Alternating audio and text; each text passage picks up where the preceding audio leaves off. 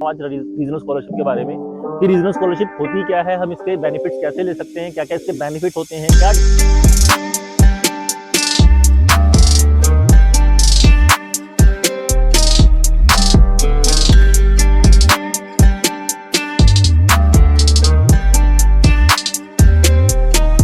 Good afternoon to all, I hope you all very good. Welcome back to my YouTube channel RS vlog. आज हम बात करने वाले हैं इटली स्कॉलरशिप के ऊपर। वैसे तो इटली में स्कॉलरशिप के ऊपर बहुत सारी वीडियोस बन चुकी हैं यूट्यूब के ऊपर, अगर आप सर्च भी करेंगे तो आपको बहुत सारी वीडियोस मिल जाएंगी, लेकिन जो ये वीडियो है ये डिटेल वीडियो होने वाला है इटालियन स्कॉलरशिप, रीजनल स्कॉलरशिप के ऊपर, क्योंकि मैं बात कर रहा हूँ आज रीजनल स्कॉलरशिप के बारे में कि रीजनल स्कॉलरशिप होती क्या है, हम इसके बेनिफिट्स कैसे ले सकते हैं, क्या क्या इसके बेनिफिट होते हैं, क्या डॉक्यूमेंट चाहिए और इसके सारे के सारे टर्म्स एंड कंडीशन कि हम इसको कैसे अवेल कर सकते हैं। लेकिन उससे पहले जो मेरे चैनल पर नए हैं मैं उनको बता दूं कि मेरा नाम रोहित है, मैं एक इंटरनेशनल स्टूडेंट हूं जो कि इटली में अपनी मास्टर डिग्री कर रहा है। मेरे को तो जैसे कि मैं आपको बता रहा था कि रीजनल स्कॉलरशिप के बारे में, वैसे तो इटली में बहुत सारी स्कॉलरशिप अवेलेबल है, बट हम आज बात करेंगे रीजनल स्कॉलरशिप के बारे में, लाजियो डिस्को स्कॉलरशिप के बारे में। तो लाजियो क्या है? लाजियो एक रीजन है, जैसे कि इटली में आप देख सकते हैं कि ये सारे रीजन्स आते हैं, इन रीजन्स के अंदर ये सारी स्कॉलरशिप्स हैं। अब इन स्कॉलरशिप्स को अवेल करने के लिए आपका जो है तो एडमिशन इन कॉलेज में होना चाहिए और साथ में आपका जो है एडमिशन जो है इस कोर्स में होना चाहिए। अब ये सब कुछ होने के बाद अगर आपको मतलब एडमिशन मिल गया है, आपने कोर्स सिलेक्ट कर लिया है, आप एलिजिबल हो चुके हैं स्कॉलरशिप के लिए, तो अब इसको अप्लाई कैसे करना है, इसके बेनिफिट्स क्या है। तो अगर बात करें बेनिफिट के बारे में, तो सबसे पहला बेनिफिट मिलता है आपको जीरो ट्यूशन फीस। आपको यहाँ पर कोई फीस नहीं पे करनी है। लेट्स सपोज आपका जो कोर्स है वो 700 से लेके 2500 के बीच में आपकी जो है फीस है 1 साल की या 2 साल की। तो जब आप ये स्कॉलरशिप अवेल कर लेते हैं तो आपको कोई फीस नहीं पे करनी है, आपको सिर्फ पे करना है 146 to 186 यूरो पे करने होते हैं, जो कि आपको वो भी रिफंड हो जाएंगे 1 साल के बाद। वो उसके ऊपर मैं एक अलग से वीडियो बना दूंगा कि वो आपको कैसे रिफंड होंगे। अगर बात करें दूसरे बेनिफिट की, तो दूसरा बेनिफिट है लाजियो के खुद के हॉस्टल्स अवेलेबल है। यहाँ पर आपको एक लाजियो हॉस्टल्स मिल सकते हैं जो कि बहुत ही लग्जरी अपार्टमेंट होते हैं। अगर बाहर के मुकाबले में देखूं तो मतलब उसका जो किराया है, यहाँ पर जो रेंट होता है, लिविंग एक्सपेंस होता है, थोड़ा सा कॉस्टली होता है, लेकिन जो लाजियो है जो आपको हॉस्टल प्रोवाइड करती है वो आपको 180 to 250 यूरो में देती है, अकॉर्डिंग टू बेड और अपार्टमेंट के अकॉर्डिंग। तो वो आपका जो है मतलब अगर देखा जाए तो आपको 1000 या 1200 आपको पे करना होता है 1 साल का, जो कि आपका रेंट होता है लाजियो हॉस्टल में। अगर 1 साल की बात करें बाहर, अगर आप यही 1 साल पे करते हैं तो 250 मिनिमम रेंट है यहाँ पर, 250 यूरो जो है मिनिमम रेंट है यहाँ पर आपको अपना लिविंग एक्सपेंस देने के लिए, रहने का किराया देने के लिए। थर्ड नंबर पे अगर बात करूँ उसके बेनिफिट की, तो तीसरा बेनिफिट जो है वो है कैंटीन सर्विस, मेंजा सर्विस। यहाँ पर आपको कैंटीन सर्विस भी मिलती है, जिसके अकॉर्डिंग आपको जो खाना है 2 यूरो 20 सेंट का मिलेगा। मतलब इंडियन करेंसी के हिसाब से मैं नीचे मेंशन कर दूंगा, आप चेक कर सकते हैं।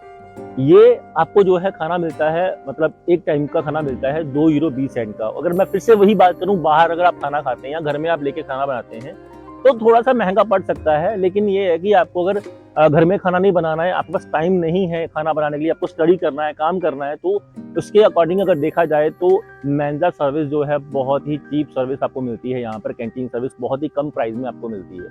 बात करें चौथे बेनिफिट के बारे में, तो चौथा बेनिफिट जो है सबसे मेन और इम्पॉर्टेंट बेनिफिट है, वो क्या है कि आपको यहाँ पर आने के बाद 7655 यूरो 7655 यूरो आपको मिलेंगे, 1 साल की स्कॉलरशिप मिलेगी। अगर आपका कोर्स जो है 2 साल का है तो आप इसको मल्टीप्लाई कर सकते हैं 2 साल से कि आपको इतना पैसा मिलने वाला है यहाँ पर स्कॉलरशिप का। तो उस पैसे से आप अपने लिविंग एक्सपेंस, अपना खाने का खर्चा या आपका कोई और भी खर्चा जो है आप उसको मैनेज कर सकते हैं। ये तो हो गया आपके बेनिफिट्स। अब इन बेनिफिट्स को अवेल करने के लिए आपको कुछ डॉक्यूमेंट प्रोवाइड करने होते हैं। तो इसी तरह से 5 डॉक्यूमेंट है, 3 डॉक्यूमेंट आपके बनते हैं इंडिया में और 2 बनते हैं आपके इटली में आके। तो जो इंडिया की है, पहले हम वो बात करते हैं कि इंडिया में कौन कौन से डॉक्यूमेंट आपको बनाने पड़ते हैं। सबसे पहला डॉक्यूमेंट जो है आपको बनाना होता है फैमिली इनकम सर्टिफिकेट। उसमें क्या होता है कि आपकी पूरी फैमिली की डिटेल इनकम लिखी होती है कि आपकी पूरी फैमिली में इतने मेंबर हैं, उनका ये डेट ऑफ बर्थ है, उनका ये ऑक्यूपेशन है और ये वो इतने इतने पैसे अर्न कर रहे हैं या इनका पूरा ईयरली इनकम इतना है। मैं एक सैंपल भी आपको इसमें अटैच करके दिखा देता हूँ। ये आप देख सकते हैं कि ये एक फैमिली इनकम सर्टिफिकेट है। आप इसको नॉर्मल किसी भी A4 साइज पेपर पर बना सकते हैं, लेकिन इसको आपको अटेस्ट करवाना पड़ेगा अपने इलाके के जिला अधिकारी से, या अपने एमएलए से करवा सकते हैं, तहसीलदार से करवा सकते हैं। आप इसको टेस्ट करवा के अपोस्टाइल करवाना होता है। नंबर 2, दूसरा डॉक्यूमेंट जो है वो है नो प्रॉपर्टी सर्टिफिकेट और प्रॉपर्टी सर्टिफिकेट। अब ये दो तरह के क्या होंगे, प्रॉपर्टी और no property certificate. Property certificate वो होता है अगर आपके नाम पे या आपके फादर के नाम पे या आपके घर में किसी के भी नाम पे कोई लैंड है, कोई प्लॉट है या कोई घर है, तो आपको उसकी वैल्यू डलवा के वो शो करनी होती है कि आपके नाम पे या आपकी फैमिली के नाम पे ऊपर ये डॉक्यूमेंट है और आपका इतना वैल्यू बनता है। लेकिन याद रहे कि 23,000 से कम ही होती है फैमिली इनकम सर्टिफिकेट प्लस ये सारी जो वैल्यू होती है आपकी प्रॉपर्टी की, वो 23,000 से कम होनी चाहिए। नंबर 2, जो मैंने बोला कि नो प्रॉपर्टी सर्टिफिकेट, वो उन लोगों के लिए लाइक जो लोग रेंट पे रहते हैं या जिनके पास कोई कोई प्लॉट नहीं है, कोई घर नहीं है, तो वो लोग बनाएंगे नो प्रॉपर्टी सर्टिफिकेट। तो ये जो सर्टिफिकेट है आपको बनवाना पड़ता है अपना जिला अधिकारियों से, मतलब जो आपके कचहरी होते हैं, डिस्ट्रिक्ट कोर्ट्स होते हैं, आपको वहां से ये बनाना पड़ता है। और ये बनेगा आपके 100 रुपए के स्टैम्प पेपर के ऊपर, और ये आपको वहां से नोटराइज करवाना पड़ता है। नोटराइज करवा के फिर आपको इसको अपोस्टाइल करवाना होता है। नंबर 3 डॉक्यूमेंट जो है वो है बैंक सर्टिफिकेट। तो आपके जो फादर का जो है, जो आपका हेड ऑफ फैमिली होगा, उसका एक बैंक सर्टिफिकेट बनेगा। जो बैंक सर्टिफिकेट होगा वो बना के मिलेगा, वो ब्रांच में आएगा, साइन करके मिलेगा आपको। लेकिन उसके बाद आपको वही डॉक्यूमेंट जो है आपको अपोस्टाइल करवाना होता है। कहने का मतलब ये है कि आपको तीनों डॉक्यूमेंट जब आप इंडिया से बनवा लेंगे तो आपको तीनों डॉक्यूमेंट की जो है लीगलाइजेशन करवा के आपको इसको अपोस्टाइल करवाना होता है MEA से, मिनिस्ट्री एजुकेशन अफेयर से आपको इसको अटेस्ट करवाना होता है। अब उसके बाद क्या हो गया कि आपके 3 डॉक्यूमेंट बन गए। अब आप जब इटली में आएंगे, इटली में आने के बाद आपको 2 डॉक्यूमेंट्स और बनवाने पड़ेंगे इस स्कॉलरशिप को अवेल करने के लिए या इसके बेनिफिट्स लेने के लिए। और 2 डॉक्यूमेंट्स क्या है? सबसे पहला डॉक्यूमेंट है वो है कोडिक फिस्काले। कोडिक फिस्काले क्या होता है? कोडिक फिस्काले जो होता है एक टैक्स नंबर है। यहाँ की गवर्नमेंट आपको एक टैक्स नंबर प्रोवाइड करती है ताकि वो आपके अकाउंट में पैसे ट्रांसफर कर सके, या आपको कोई टैक्स पे करना है या कुछ भी करना है, उसके लिए आपको एक कोडिक फिस्काले बनाना पड़ता है। जैसे हमारे इंडिया में इनकम टैक्स का जो है पैन कार्ड बनता है, वैसे ही इनका ये पैन कार्ड है यहाँ पर टैक्स नंबर के रूप में। तो ये आपको डॉक्यूमेंट बनवाना पड़ेगा एजेंसी दल एंत्राता में जाके। पहले आपको अपॉइंटमेंट लेनी होगी, वहां पर आपको अपना पासपोर्ट और एक वीजा की फोटोकॉपी देनी पड़ती है इस डॉक्यूमेंट को बनवाने के लिए। वो आपको उसी वक्त बना के दे देंगे। अब बात करें दूसरे डॉक्यूमेंट की, तो दूसरा डॉक्यूमेंट जो है वो है आपका परमिशन से जोड़ने का रसीद। ठीक है जी। अब वो रिसिप्ट कैसे बनेगा?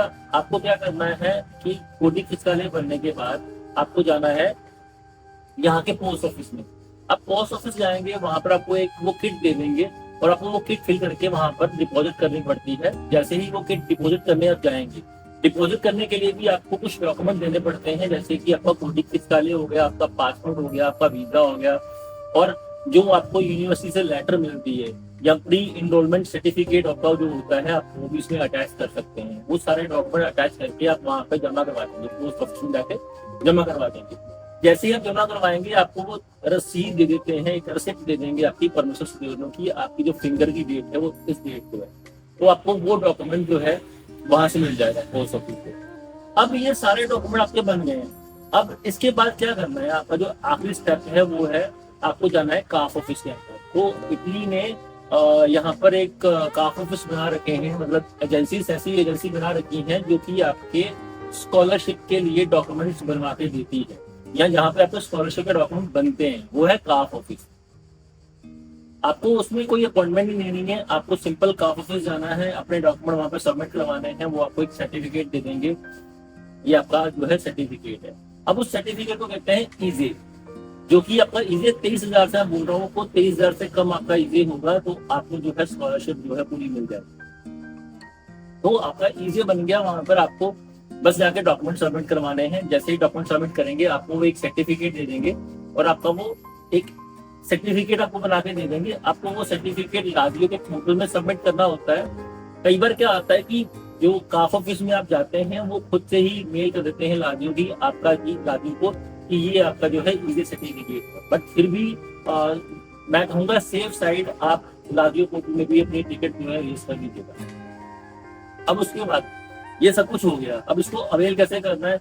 जैसे ही आप ये डॉक्यूमेंट उनको सबमिट करेंगे, लेकिन इसमें सबसे इम्पोर्टेंट बात ये है कि आपको 28 दिसंबर से पहले पहले जो है इसको सबमिट करना होता है। जैसे कि आपका सितंबर इनटेक है, सितंबर इनटेक में जैसे आप जब भी आप आएंगे तो दिसंबर से पहले पहले आपको ये डॉक्यूमेंट सबमिट करने रहते हैं स्कॉलरशिप के लिए। अगर आप बाद में करेंगे तो आपको स्कॉलरशिप नहीं मिलेगी। लेकिन हाँ ये है कि आपका ट्यूशन फीस लेस हो जाएगा, स्कॉलरशिप अमाउंट नहीं मिलेगी लेकिन आपका ट्यूशन फीस लेस हो जाएगा उसके अकॉर्डिंग। अब बात करते हैं इसकी जो मेन पॉइंट्स है, जो मैंने देखा है कि बहुत सारे यूट्यूबर्स मिस करते हैं, कईयों ने बताया मुझे लेकिन प्रॉपर ढंग से नहीं बताया। तो क्या है, सबसे पहला मेन टॉपिक है कि आपको जो स्कॉलरशिप मिलेगी वो मिलेगी 2 पार्ट्स के अंदर।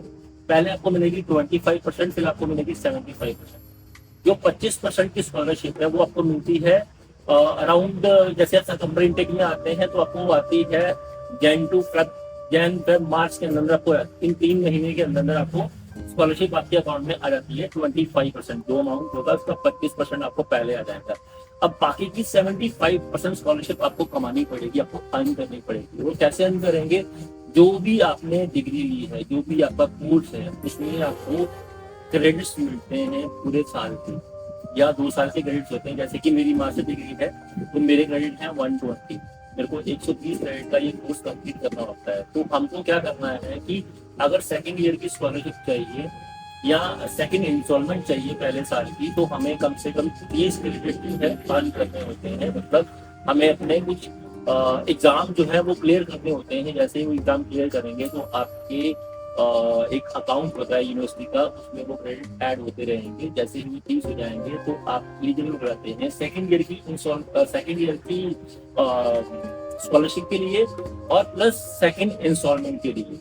तो ये चीजें आपको किसी ने बताई नहीं है, मतलब 1-2 लोगों ने बताई है लेकिन प्रॉपर वे में बताई नहीं है कि कब आती है कब नहीं आती है। तो पहली इंस्टॉलमेंट जब मैंने बताया कि जनवरी से लेके मार्च अप्रैल के बीच में आपको आ जाएंगी। दूसरी इंस्टॉलमेंट जो है वो दिसंबर तक आती है, दोबारा से अक्टूबर से दिसंबर आती है।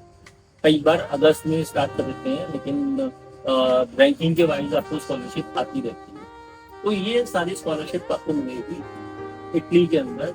आई होप ये वीडियो आपको काफी ज्यादा इंफॉर्मेटिव लगा होगा और आप इस वीडियो को प्रॉपर तरीके से समझ पाए होंगे। अगर आपको लगता है कि इसके अलावा आपको कोई हेल्प चाहिए या कोई भी आपको इन्फॉर्मेशन चाहिए तो आप प्लीज मेरे कमेंट बॉक्स में मेरे को मैसेज कर सकते हैं या मेरे इंस्टाग्राम पे आप मेरे को मैसेज कर सकते हैं, आप फॉलो कर सकते हैं मेरे को। Till then bye bye.